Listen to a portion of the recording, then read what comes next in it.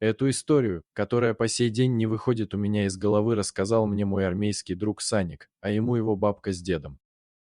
Было это очень давно, когда еще его бабушка с дедом были молодыми и растили своих ребятишек. Жили они в деревне в Волгоградской области.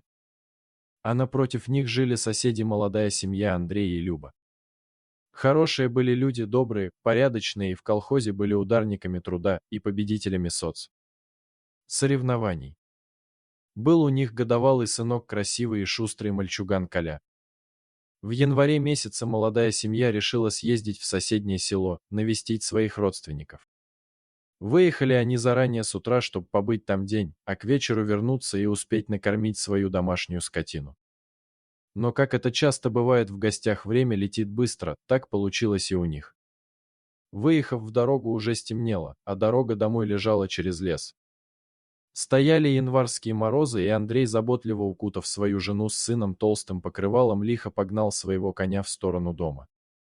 На небе светила луна, и ночной лес весь блестел, как в серебре, под ее светом. Люба тоже ехала в санях, крепко обняв своего сына, и любовалась зимним ночным лесом под светом луны.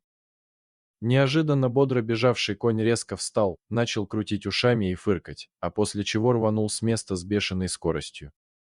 Андрей сразу догадался, в чем дело, и, крепко держась одной рукой за сани, стал оборачиваться, чтобы увидеть причину дикого испуга его коня. И вот спустя некоторое время он увидел стаю волков, преследующих их на большой скорости. Стая бежала вначале вместе, а потом разделилась и уже бежала двумя группами по обоим сторонам дороги вдоль леса. Андрей усердно хлестал и гнал своего коня, но все это было бесполезно, серые хищники уверенно догоняли их. Он еще раз оглянулся назад и увидел, что волки почти догнали их, и, посмотрев на Любу и их испуганного сынка, крикнул: «Люба, бросай, Колю, нам не спастись!» «Ты что?» — со слезами завопила Люба. «Бросай, кому говорю!»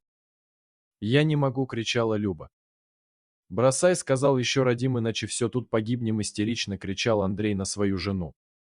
Люба, рыдая навзрыд, обняла и поцеловала испуганного и ничего не понимающего сына в последний раз и сбросила его из саней.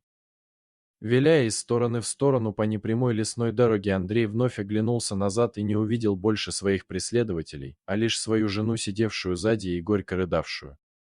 В деревне не сразу заметили пропажу мальчика, а когда начали спрашивать соседки, где ваш Коля, у Любы, та не выдержала и, заливаясь слезами, рассказала о ночном приключении. По деревне пошел гул с осуждениями своих односельчан. Наутро Любу нашли повешенной в сарае. Не выдержала горя и покончила с собой. Андрей скрылся из деревни, и больше про него никто не слышал. Дорогие друзья, если вам понравилось видео, поставьте лайк, а также подписывайтесь на канал, где найдете еще много интересного.